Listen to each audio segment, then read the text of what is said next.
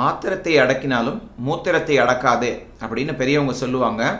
இந்த மூத்திரத்தை அடக்கிறதுனால ஏதாவது பின்விளைவுகள் உண்டா? இன்னைக்கு வீடியோவில் பார்க்கலாம். ஹாய் ஃப்ரெண்ட்ஸ், நான் உங்கள் டாக்டர் கராமத். இது தமிழ் டாக்டர் சேனல். இந்த சேனலில் வாரம் எளிய வீடியோக்கள் மூலமாக மருத்துவ விளக்கங்களை கொடுத்துட்டு வரேன். இந்த வீடியோக்களை தொடர்ந்து பார்க்க விரும்பினா தமிழ் டாக்டர் சேனலை சப்ஸ்கிரைப் செய்யுங்க. கூடவே சப்ஸ்கிரைப் பட்டனுக்கு பக்கத்தில் இருக்கிற பெல் வடிவாய்க்கான அழுத்த மறந்துடாதீங்க. இந்த வார வீடியோ சிறுநீர் அல்லது மூத்திரத்தை அடக்கிறதுனால ஏற்படக்கூடிய பிரச்சனைகள் என்ன அப்படிங்கிறதான் பார்க்குறோம். இதை பார்க்கறதுக்கு முன்னாடி நமக்கு சில விஷயங்கள் கிளியர் ஆகணும். இந்த சில உடல் நிகழ்வுகள் இல்லையா, சிறுநீர் கழித்தல், தும்முதல் அல்லது ஏப்பம், இந்த மாதிரி இயற்கையான உடல் நிகழ்வுகளை பலரும் நமக்கு அந்த அர்ஜ் வரதான் செய்யும். இதை நம்மளால முழுசாக அடக்காமல் இருக்க முடியாது. ஆனால் சொசைட்டி சமூக சூழ்நிலைகள் கருதி சில சமயத்திலையாவது அடக்கிதான் ஆகணும். அதை போஸ்ட்போன் தள்ளி வச்சு தான் ஆகணும் இல்லையா? ஸோ இதில் இந்த தும்மல்லாம் நம்ம எக்ஸ்கியூஸ் மீ அப்படின்னு சொல்லிட்டு தும்மிட்டு போயிடலாம். ஆனால் இதை ஒரு சமூக நிகழ்வில் இருக்கும்போது நம்ம அவசரமாக சிறுநீர் வருதுன்னா உடனே செய்திட முடியுமா? இல்லை, அதை சூழ்நிலைகள் கருதி கொஞ்ச நேரம் போஸ்ட்போன் செஞ்சு அதற்குரிய காலம் வரும்போது அப்போ தான் செஞ்சாகணும். இந்த மாதிரி அடக்கிறதுனால பிரச்சனைகள் உண்டா அப்படின்னா கிடையாதுங்க. ஆனால் இதையே ஒரு பழக்கமாக இல்லையா, மூத்திரத்தை அடக்கி வச்சிருந்து ரொம்ப காலத்துக்கு பிறகு தான் போகிறது. இப்போ ஸ்கூல்களில் பார்த்தீங்கன்னா காலையிலேருந்து சாயங்காலம் வரைக்கும் தொடர்ந்து சிறு பிள்ளைகள், குறிப்பாக பெண் குழந்தைகள் இந்த மூத்திரம் போகாமலே இருக்கிறத பார்க்குறோம். இது நல்லதா? இதனால் ஏதாவது பிரச்சனைகள் வருமா? இப்போ பார்த்தீங்கன்னா ஒவ்வொருத்தரோட மூத்திர பைக்கு, அதாவது சிறுநீர் பை, பிளாடர்னு சொல்கிறோம் இல்லையா, யூரினரி பிளாடருக்கு ஒரு கெப்பாசிட்டி இருக்குது. வயசுக்கு ஏற்ற மாதிரி இது மாறும். ரஃபாக அடல்ட்ஸில் பெரியவங்களில் இது 300லேருந்து 400 ml 2 கப் கொள்ளளவு கொண்டது அப்படின்னு பார்க்குறோம். குழந்தைகளில் பார்த்தீங்கன்னா இதுக்கு ஒரு சின்ன ஃபார்முலா இருக்குது. ஏஜ் இன்ட்டு 30 + 30, அதாவது அவங்க வயசு 4 வயசு அப்படின்னா 4 × 30 120, இதோட ஒரு 30 கூட்டிக்கிட்டோம்னா 150 ml தான் அவங்களோட மூத்திரப்பையோட கொள்ளளவு இருக்கும் அப்படின்னு பார்க்குறோம். சரி, இந்த கொள்ளளவு இவ்வளவும் ஃபில் ஆகுமா அப்படின்னு பார்த்தோம்னா வழக்கமாக இதில் 50%க்கும் மேலே சிறுநீர் கலெக்ட் ஆகும்போது நமக்கு அந்த சிறுநீர் பையிலிருந்து மூளைக்கு நரம்பு சிக்னல் வழியாக மேலே ஒரு சிக்னல் போகும். இந்த மாதிரி ஃபில் ஆகிடுச்சு, நம்ம சிறுநீர் கழிக்க வேண்டும் அப்படிங்கிற ஒரு அர்ஜ் வரும். இந்த அர்ஜ் வரும்போது நம்ம சூழ்நிலைகள் கருதி இன்னும் கொஞ்சம் நேரம் கழித்து, ஆனால் அந்த நேரம் வரும்போது நம்ம சிறுநீர் கழித்து விடுவோம். இதுதான் வழக்கமாக நடக்கிறது. ஸோ இதற்கு மேலேயும் ஃபில் ஆக முடியும் அப்படிங்கிறத புரிஞ்சுக்கணும். குறிப்பாக நைட் நேரத்தில் பார்த்தீங்கன்னா இன்னும் கொஞ்சம் அதிகமாக கொள்ளளவு கூட பிடிக்கக்கூடியது. சரியா? இப்போ நம்ம 2 கப் 400 ml அளவுக்கு அப்படின்னு சொன்னோம்னா சமயத்தில் பெரியவர்களுக்கு தூக்கத்தில் 800 ml அளவுக்கு கூட பிடிக்கும் அப்படின்னு பார்க்குறோம். ஆனால் ஒருவேளை இந்த மாதிரி அடக்காமல் இருந்து தொடர்ந்து இந்த சிறுநீர் பையில் அதிக கொள்ளளவு இப்படியே இருந்துட்டு இருந்துச்சுன்னா என்ன ஆகும்? சிந்தித்து பாருங்கள். எப்படி நம்ம மூத்திரம் கழிக்கணும்? இந்த சிறுநீர் பை சுருங்கணும் இல்லையா, ப்ரெஷர் கொடுக்கணும், அப்போ யூரின் வெளியேறும். ஸோ இப்போ சிறுநீர் பையோட இந்த சுவரில் வாலில் மசில்ஸ் இருக்குது.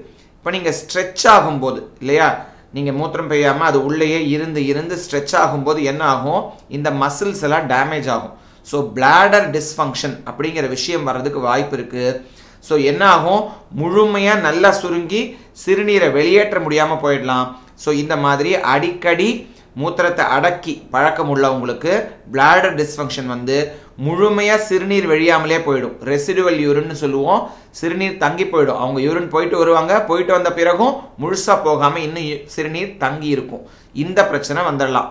அது மட்டும் இல்லாமல் ரொம்ப அடக்குனீங்கன்னா உங்களுக்கு அடிவயிறில் வலி, ஒரு விதமான டிஸ்கம்ஃபர்ட் இருக்கும். இது இம்மீடியட்டாக வர்றது ஒரு பெரிய பிரச்சனைன்னு சொல்ல மாட்டேன், ஒரு சின்ன கஷ்டம் இல்லையா? இது இல்லாமல் யூரினரி ட்ராக்ட் இன்ஃபெக்ஷன், சிறுநீர் பாதையில் தொற்றுக்கள் ஏற்படலாம் அப்படிங்கிறாங்க. டெஃபினட்டாக இப்படி தான் ஏற்படும் எல்லாருக்கும் அப்படின்னு இல்லைன்னா கூட சிறுநீர் தங்கும்போது ரொம்ப நேரம் இருக்கும்போது சில பாக்டீரியாக்கள் இருந்தால் கூட யூரின் ஃப்ளோ ஆகிடுச்சுன்னா, அது இம்மீடியட்டாக கிளியர் ஆகிடுச்சுன்னா நல்லது. இந்த ரெசிடுவல் யூரின் தங்கி இருந்தாலோ அல்லது நீங்கள் யூரினை ரொம்ப நேரம் அடக்கி வச்சுருந்தாலோ அந்த பாக்டீரியாக்கள் மல்டிப்ளை ஆகிறதுக்கு, பெருகிறதுக்கு ஒரு வாய்ப்பாயிடுது. அதனால் சிறுநீர் பாதையில் தொற்றுக்கள் ஏற்படுறதுக்கும் வாய்ப்பாயிடலாம். இது மட்டும் இல்லாமல் ஸோ இதே மாதிரி தொடர்ந்து இருந்துக்கிட்டே இருந்தோம்னா இன்கான்டினன்ஸ், அவர்களுக்கு சிறுநீர் பாதையில் லீக் மாதிரி, அவங்கள அறியாமலே சிறுநீர் லீக் ஆகிற மாதிரி கண்டிஷன்ஸ் வர்றதுக்கோ அல்லது சிறுநீர் பாதையில் ஸ்டோன்ஸ், கற்கள் உருவாகிறதுக்கோ ரிஸ்க் அதிகம் அப்படின்னு பார்க்குறோம். இது மட்டும் இல்லாமல் கிட்னியில் பிரச்சனை உள்ளவங்களுக்கு, ஏற்கனவே ப்ராஸ்டேட் அப்படிங்கிற அந்த சுரப்பி வீங்கி இருக்கிறவங்களுக்கு அல்லது கிட்னியில் வேற மாதிரி பிரச்சனை இருக்கிறவங்களுக்கு அடக்கணும்னா இன்னும் அந்த நோய்கள் மோசமாகிறதுக்கும் வாய்ப்பு இருக்குது. ஸோ இதெல்லாம் தான் இந்த மூத்திரத்தை சிறுநீரை அடக்கணும்னா வரக்கூடிய பிரச்சனைகள். இதெல்லாம் ஒரே நாள் ஒரு தடவை அடக்கணும்னா ஆயிடுமா? அப்படி இல்லை. ஆனால் இதையே பழக்கமாக தொடர்ந்து செஞ்சுக்கிட்டே இருந்தோம்னா இந்த பிரச்சனைகளில் ஏதாவது ஒன்று வர்றதுக்கு வாய்ப்பு அதிகம்தான். சார், மூத்திரத்தை அடக்கியே வச்சுருந்தோம்னா பிளாடர் வெடிச்சிருமா? So bursting of the bladder அப்படின்லாம் ஒரு கண்டிஷன் இருக்குங்க. ரொம்ப ரொம்ப ரொம்ப ரொம்ப ரேர் கண்டிஷன்ஸில் இந்த மாதிரி நடக்கிறதுக்கு வாய்ப்பு இருக்குது. அதுவும் முன்கூட்டியே ஏதாவது நோய்கள் இருந்தால். வழக்கமாக நம்ம அடக்கி வச்சிருக்கிறதுனாலேயே நமக்கு மூத்திரப்பை வெடிச்சிடலாம் செஞ்சிடாது. ஏன்னா அதற்கு முன்னாடி என்ன ஆகிடும், ரொம்ப அடக்கி வச்சுருந்தீங்கன்னா அதுக்கு முன்னாடி லீக் ஆகிடும்ல, வெளியில் வந்து தான் ஆகும், நம்மளால் அடக்க முடியாமல் போயிடும். ஸோ டிஃபென்ஸ் மெக்கானிசம் இருக்குது. இருந்தாலும் இந்த மூத்திரப்பை வெடிக்கிற வரைக்கும், பர்ஸ்டிங் வரைக்கும் நடக்கிறதுக்கும் வாய்ப்பு இருக்குது. ஸோ இப்போ எந்த மாதிரி அடக்கலாம், எப்போ அடக்கலாம், எப்போ அடக்கிறதுக்கு பர்மிஷன் இருக்குது? சில பேருக்கு பார்த்திங்கன்னா அவங்களுக்கு அடக்க முடியாமல் அடிக்கடி சிறுநீர் போகிற தொந்தரவு இருக்கும். சரியா? இன்ஃபெக்ஷனால் இல்லை, வேறு காரணங்கள்னால இல்லை. ஸோ அவங்களால கொஞ்சம் யூரினை தான் வந்து ஸ்டோர் பண்ணி வைக்க முடியும். உடனே யூரின் வர மாதிரி இருக்கும். அவங்களுக்கு மருத்துவர் ஆலோசனைப்படி, சரியா, இப்போ நீங்கள் வந்து 1 மணி நேரம் யூரின் போகாமல் இருங்க, 1.5 மணி நேரம் யூரின் போகாமல் இருங்க, 2 மணி நேரம் யூரின் போகாமல் இருங்கன்னு யூரின் பிளாடரோட கொள்ளளவை இன்க்ரீஸ் பண்ணுறதுக்கு ப்ராக்டிஸ் மாதிரி மருத்துவர்கள் ஆலோசனை செய்யலாம். அந்த மருத்துவர் ஆலோசனைப்படி வேணால் நீங்கள் யூரின் அடக்கலாம். மற்றபடி யாரும் யூரின் வந்தால் இன்னார்டினேட்டாக, அதாவது ரொம்ப தேவையில்லாமல் தொடர்ச்சியாக ஒரு பழக்கமாக இதை அடக்கக்கூடாது. அடக்கிறது நல்லதில்லை. இன்றைக்கி இந்த ஒரு வீடியோ கிளியர் ஆகிருக்குன்னு நம்புகிறேன். நிறைய நம்ம வியூவர்ஸ் வந்து கீழே கமெண்ட்ஸில் கேட்டிருந்தாங்க எப்போ லைவ்னு. ஜூலை மாதம் லைவ் நம்ம வந்து போகவே இல்லை. பல்வேறு காரணங்கள்னால பிஸியாக இருந்ததுனால ஜூலையில் லைவ் போக முடியல. ஆனால் கட்டாயமாக ஆகஸ்ட்டில் 2ஆம் வாரத்தில் நம்ம லைவ் உண்டுங்க. ஸோ விரைவில் என்ன தேதி, எப்போ நீங்கள் ஜாயின் பண்ணலாம் அப்படிங்கிறத சொல்கிறேன். அந்த லைவ்லையும் நீங்கள் எல்லா கேள்விகளும், உங்களுக்கு என்ன சந்தேகங்கள் இருக்கோ அதை கேட்கலாம். கீழே உள்ள கமெண்ட்ஸ்லையும் கேளுங்க.